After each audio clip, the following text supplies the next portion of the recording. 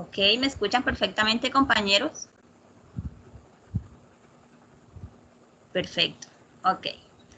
Bueno, cordial saludo, estimados compañeros, sean todos bienvenidos a este encuentro, el cual se llevará a cabo para el cumplimiento del paso 2, exploración, metodología de la investigación del curso de trabajo de grado, donde estaremos debatiendo acerca de la situación planteada, la cual les estaré leyendo para todos más adelante.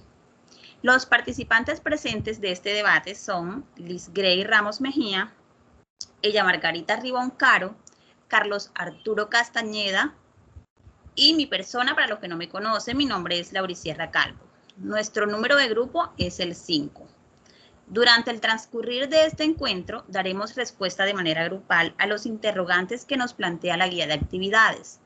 Sin más preámbulos, leo para todos la situación planteada y procedemos a debatir sobre las preguntas propuestas. La situación es la siguiente. Pedro lleva a cabo un proceso de investigación, pero en el momento de realizar y comunicar los resultados de la investigación, presenta datos alterados sin considerar el impacto de la investigación en la comunidad y el medio ambiente, distorsionando la realidad a favor de terceros. No tiene en cuenta los daños o riesgos asociados a la investigación, al bienestar y desarrollo sostenible de la comunidad. El primer interrogante dice, ¿cuál es el enfoque, el paradigma y la metodología apropiada para el desarrollo de la investigación desde la situación planteada? Dada la situación que se planteó anteriormente, considero que el enfoque más adecuado para abordar esta situación es el enfoque mixto.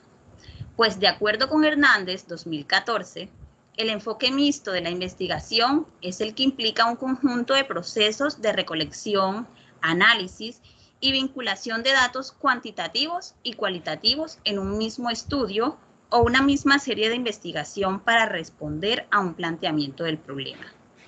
Por ejemplo, en cuanto a la naturaleza compleja del problema presentado anteriormente, podemos ver que la involucran aspectos éticos, sociales, ambientales y científicos. Para esto, un enfoque mixto nos permitiría abordar una complejidad desde múltiples ángulos y obtener una comprensión más integral del fenómeno. En cuanto a la evaluación de los impactos cuantitativos, parte de la investigación debería enfocarse en evaluar los impactos cuantitativos de la distorsión de los datos realizados por Pedro, como los efectos en la salud de la comunidad, los daños ambientales o las consecuencias económicas. Los métodos cuantitativos, como las encuestas, los análisis secundarios y los modelos estadísticos, serían esenciales para cuantificar estos impactos de manera objetiva y precisa. Para lograr la comprensión de las perspectivas y las experiencias cualitativas, además de los impactos cuantitativos, es fundamental comprender las perspectivas, las experiencias y percepciones de la comunidad afectada por la investigación que realizó Pedro. Los métodos cualitativos, como las entrevistas a profundidad o los grupos focales y la observación participante, nos permitirían obtener una comprensión rica y detallada de cómo la comunidad ha sido impactada y cómo percibe la falta de la ética del investigador en este caso. Brindo entonces el espacio a la compañera Liz Grey Ramos Mejía para que aporte sobre los paradigmas apropiados para desarrollar una investigación desde la situación planteada. Hola, muy buenas tardes. Mi nombre es Liz Grey y hoy voy a hablar acerca del paradigma, lo que yo considero que es el paradigma necesario para esta situación planteada. Bueno, dada la naturaleza de la situación planteada, el paradigma que para mí parece correcto es el paradigma crítico. A continuación, le explicaré las razones por las cuales considero que ese paradigma es el adecuado. Vamos a hablar acerca del cuestionamiento de la estructura del poder. El accionar de Pedro, al distorsionar los datos de la investigación a favor de terceros, surgió la existencia de relaciones de poder e interés subcreyentes que influyeron en la falta de la ética. El paradigma crítico busca analizar y cuestionar estas estructuras y poder que permitan el investigar de cuál fue los hechos sucedidos por el autor, que el autor en este caso es Pedro. Voy a hablar acerca de la promoción de la transferencia social, acerca del paradigma, todo lo que incluye lo social. El paradigma crítico no solo busca comprender la realidad, sino promover la transformación hacia la sociedad más justa y equitativa. En este caso, la investigación debería apuntar no solo a identificar los impactos negativos de la conducta de Pedro, sino también a promover cambios que garantice la integridad científica y la protección de la comunidad afectada. El paradigma esto nos ayuda a investigar de qué manera se puede solucionar, de qué manera buscamos la forma positiva para lograr un cambio en esta comunidad afectada. El paradigma crítico se enfoca en analizar la implementación ética y de justicia social de los fenómenos estudiados. En esta situación es fundamental examinar cómo la falta de ética del investigador ha impactado a la comunidad y al medio ambiente, y cuestionar la estructura y valores que permitieron esta conducta antitética. Para darle finalidad, considero que el paradigma crítico promueve empoderamiento y la participación activa de la comunidad afectada. En este proceso, los investigadores van a tener su voz propia y puedan expresar sus necesidades y percances en relación a la investigación de Pedro. Considero que esto es lo necesario. Para mí el paradigma más importante en esta investigación es el crítico, y le voy a dar continuidad a la compañera Ella Margarita, la cual va a hablar acerca de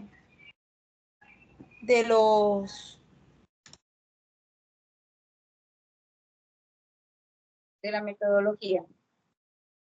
De la metodología que nosotros, sí. Gracias, compañera Ligrey. Un saludo a todos mis compañeros y a nuestra tutora que ha estado muy atenta a todo este proceso en que nosotros, en calidad de estudiantes, desarrollemos nuestra autonomía y esta actitud para la investigación. De hecho, antes de hablar de una metodología específica, en este caso, debemos comprender un poquito qué es metodología. Precisamente la parte operativa dentro de todo este proceso de investigación, la aplicación de técnicas, procedimientos y estrategias que van a intervenir de una u otra forma para encontrar resultados o para hallar datos. Es importante que entendamos o que comprendamos que la metodología es muy amplia y que se pueden implementar métodos, o sea, no solamente un método específicamente hablando, sino que partiendo del método científico, que es a nivel general, se pueden incluir otros. En este caso, como se habla de la parte ética de Pedro y del actuar de él y de todo lo que hizo en relación a la investigación, las tareas metodológicas principalmente serían la observación, la hipótesis, la predicción, la verificación y la replicación de todos los procedimientos que se hicieron durante la investigación. En este caso presentado, activaríamos lo que es una metodología con carácter mixto, donde intervendría lo cuantitativo y lo cualitativo, así como está explicando nuestra compañera Laura, en relación a qué elementos puede beneficiar o a qué puede dañar. En este caso, como ella decía, lo ético, lo social, lo contextual, o sea, qué beneficios puede traer o qué daños a nivel de estos aspectos que mencioné puede afectar de una u otra forma a la comunidad, porque es que es importante que la actitud del investigador sea muy imparcial, o sea, no podemos solamente decir vamos a hacer tal cosa o esto de manera muy subjetiva. La parte subjetiva tiene que ponerse a un lado y mirar cuál es qué es lo que está observando, cómo puede implementarlo. De hecho, dentro de esta metodología, como decía nuestra compañera, se encuentra el carácter investigativo en cuanto a las encuestas, cómo pueden ser los cuestionarios, la réplica de datos, el análisis de estos mismos, los criterios que se utilizarán. En esto, pues, nos basamos en los autores Hernández, como decía mi compañera, y Schuffer, Andrade y Maiza, que es el que nosotros estamos enfocando en esta tarde en relación a esta primera pregunta de este caso planteado. No es fácil de pronto sacar una conclusión inmediata sobre lo que este caballero hizo, porque es importante que tengamos en cuenta que en medio de la investigación, en un determinado momento puede haber algo subjetivo, pero realmente debemos ser imparciales, estar muy apegados a los datos, no podemos aplicar un sentimentalismo, porque la investigación debe ser objetiva. Entonces, doy el espacio a nuestro compañero Carlos. Bueno, buenas noches, compañeras. Qué chévere por escuchar pues esas aportaciones al ejercicio que nos convoca la actividad de la fase 2 de nuestro ejercicio. Bueno, con respecto de la ética, quiero decir que revisando algún material bibliográfico y algunas lecturas... Sí, dime. Disculpe, compañero. Antes de que vaya de pronto a continuar o a proceder, para de pronto colocarlo un poco más al aporte que usted va a brindar, me gustaría pronunciar el segundo interrogante en el cual vamos a hacer énfasis ahora con los aportes que usted va a dar y los demás comentarios de los compañeros. Entonces me gustaría redactar o más bien expresar el segundo interrogante que nos sugiere la guía, el cual es ¿cuál sería el proceder o actuar ético del investigador? Entonces ahora sí, compañero, partiendo de ese interrogante, nos gustaría escuchar su opinión. Bueno, listos. Entonces, continuando con el ejercicio académico con respecto de cuál debería ser el actuar del investigador en este caso, en el planteamiento hipotético que se plantea con respecto de que si se alteran unos resultados de la investigación, se va a alterar la investigación, su finalidad y su objetivo. No solamente va a afectar a esa investigación, sino como lo mencionaban las compañeras Elia y Liz anteriormente, a la comunidad como tal. Entonces, desafortunadamente, en nuestro contexto colombiano, lo voy a situar el problema ético de la investigación para no ampliarlo y limitarlo en el contexto colombiano. Quisiera poner algunos ejemplos básicos de la vida cotidiana y real para que entendamos cuál es la magnitud y la importancia de que exista un proceso ético significativo y verdadero, neutral, con respecto de el quehacer de la investigación.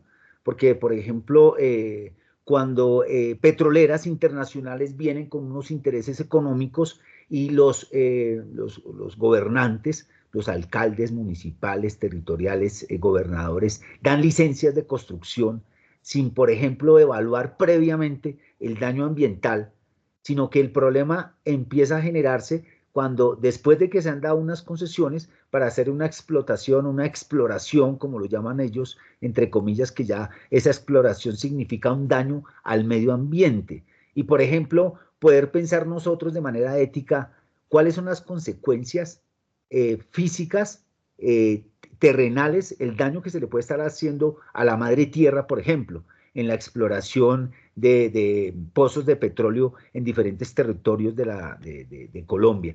Entonces, este interrogante nos ayuda a darnos cuenta cuál es el papel fundamental, cuál debería ser el papel ético de la investigación en todos los contextos sociales, en el campo educativo, en el campo político, en el campo económico, porque, por ejemplo, no sé, a mí se me ocurre, por ejemplo, que acá hay muchas leyes, el gobierno hace una legislación de leyes, pero muy pocas veces se consulta. Entonces, cuando un proceso de investigación está limitado o cerrado, para que unos creen un proceso de investigación y lo apliquen, sin previo haber una consulta, un consenso en la sociedad en general, pues ahí simplemente hay una exclusión, se está excluyendo.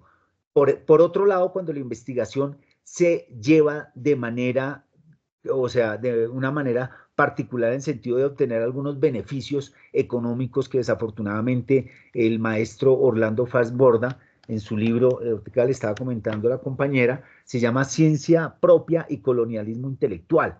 Entonces, solamente con el título del libro podemos pensar de que Orlando Fassborda nos está diciendo, bueno, nosotros fuimos colonizados por parte de otros países europeos o americanos o ingleses, ¿verdad?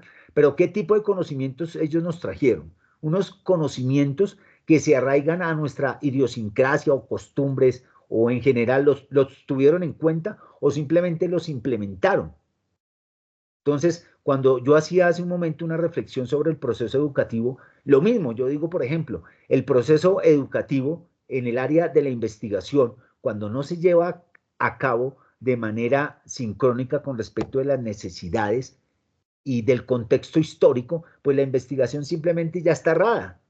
O sea, el proceso de investigación que están llevando en el área educativa ya está errada, porque no están contando con las diferentes problemáticas con las que vivimos. Simplemente nos están trayendo unos modelos y lo que nosotros estamos haciendo es, somos unas malas copias y malas réplicas de otros sistemas de investigación que no tuvieron en cuenta aquellos aspectos sociales y culturales de nuestro contexto, en este caso en Colombia. Como lo mencioné al inicio, quiero limitar el contexto ético de la investigación a nuestro territorio para que quede como más aterrizado, porque si generalizamos el proceso de investigación, entonces alguien me podrá decir, o la profesora o alguna de ustedes podrá decir, no, compañero, de pronto no comparto esta idea o este planteamiento suyo, porque es que la investigación ha hecho unos avances inmensos, y yo, claro, yo no estoy tratando de decir que no, que eso no suceda, pero siempre nos vemos por el lado positivo, pero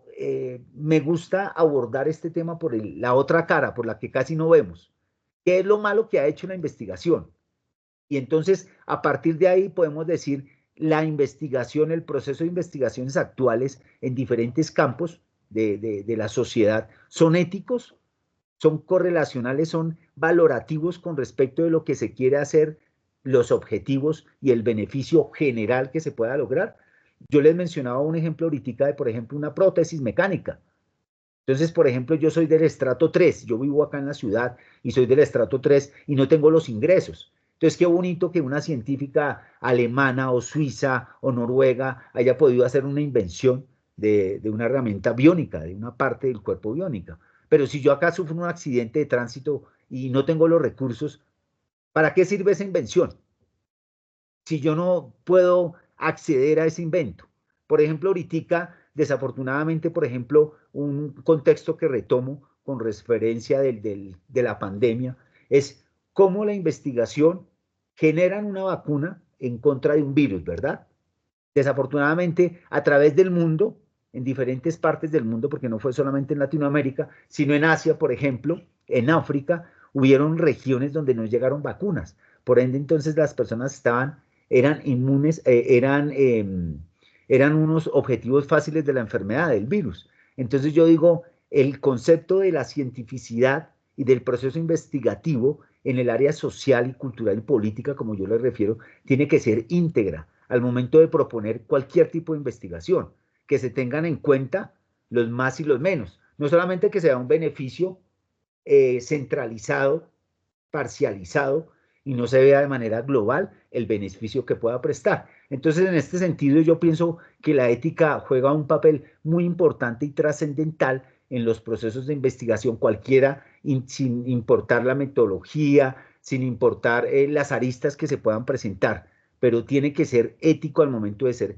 hacer un planteamiento. Si yo hago una investigación en un proceso, en un colegio, por ejemplo, para identificar cuáles son los problemas sociales, emocionales, psicológicos, psiquiátricos, etcétera, con los que cuenta la comunidad educativa, yo tengo que tener herramientas para poder suplir esas necesidades que posiblemente yo voy a investigar. Pero simplemente, si yo hago una investigación para mostrar unos resultados, pero en la práctica no llevo esos resultados y los materializo para que se hagan unas transformaciones reales en la vida práctica, en la praxis, como se dice filosóficamente, ¿para qué sirven las investigaciones?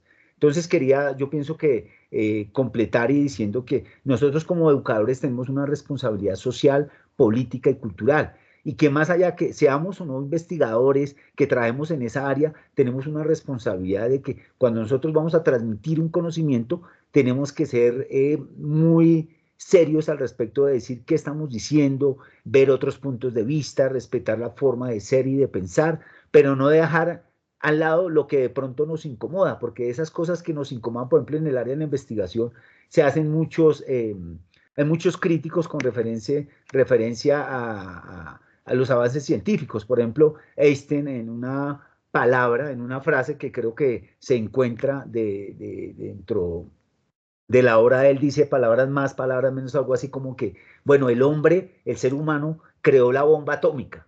Ahora, ¿ustedes se imaginan que un ratón se ponga a crear trampas para ratones? Si lo pudiera hacer.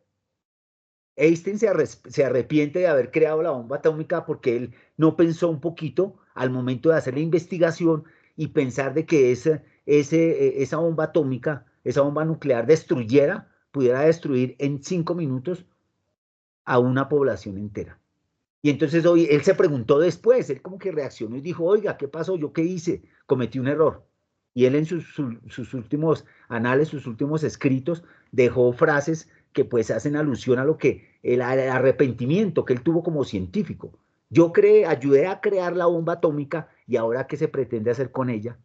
¿Qué está haciendo el hombre? Se está autodestruyendo.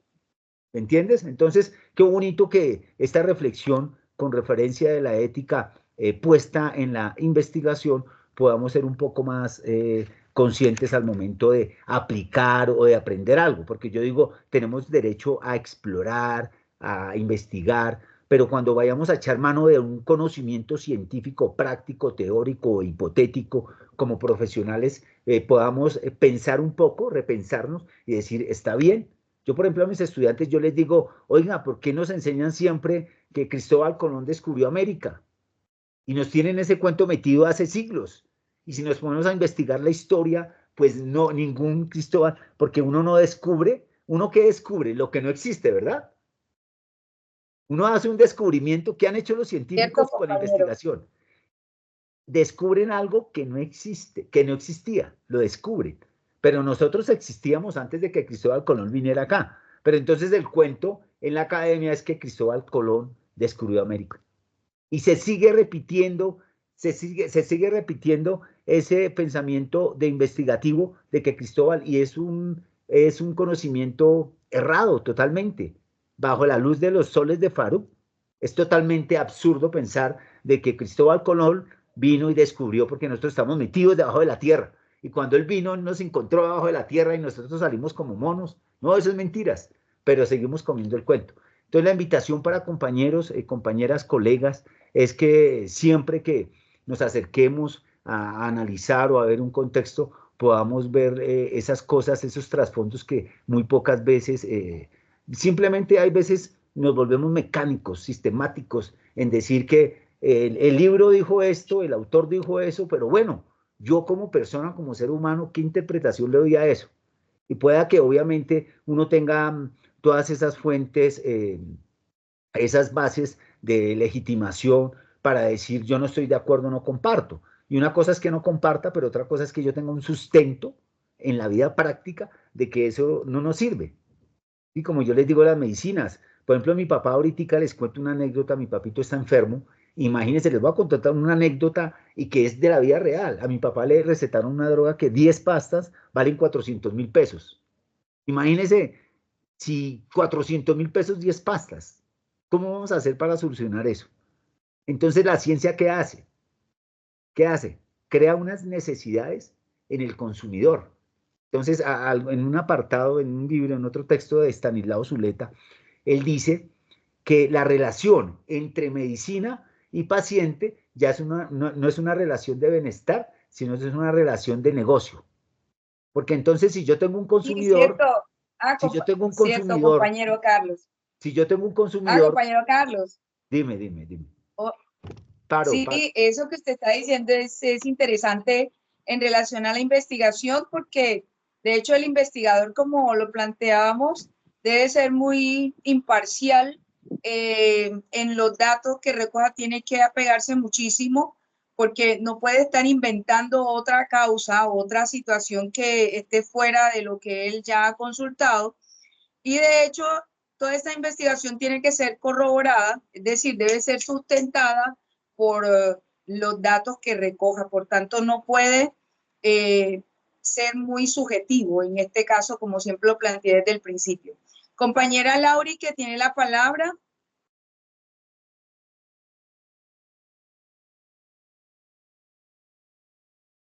Compañera Lauri, no se escucha.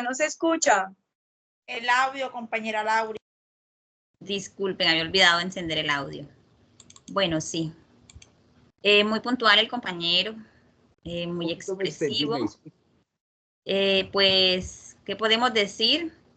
Personalmente, para concluir un poco sobre la pregunta planteada anteriormente de cuál sería el proceder o actuar ético del investigador, considero que el actuar ético del investigador es fundamental para garantizar la integridad, la validez y la relevancia de la investigación científica. La situación presentada evidencia una violación grave de los principios éticos y un desprecio por el bienestar de la comunidad y el medio ambiente. Sabemos que como investigadores tenemos la responsabilidad de adherir a los más altos estándares éticos, actuar con honestidad, con transparencia y responsabilidad social, promover el respeto y la protección de los participantes y las comunidades involucradas en nuestras investigaciones. No sé si de pronto alguien más tenga algo que anexar en cuanto al proceder ético del investigador. Bueno, yo por mi parte me parece que todo está bien, todo está claro. Yo no tengo más nada que decir, solamente que un investigador ético debe mostrar transparencia a la hora de hacer una investigación, sin ocultar nada y sin dañar a terceros, y más si estamos hablando con temas de medio ambiente, que es algo súper importante en nuestra vida, ya que poco a poco se ha ido acabando. Entonces, me parece que todo está bien. Lo que dijo el compañero fue muy expresivo, demasiado, nos dio claridad acerca de todo. Entonces, puso muchos ejemplos en los cuales quedaron claros el proceder ético de cada cosa. Entonces, me parece bien.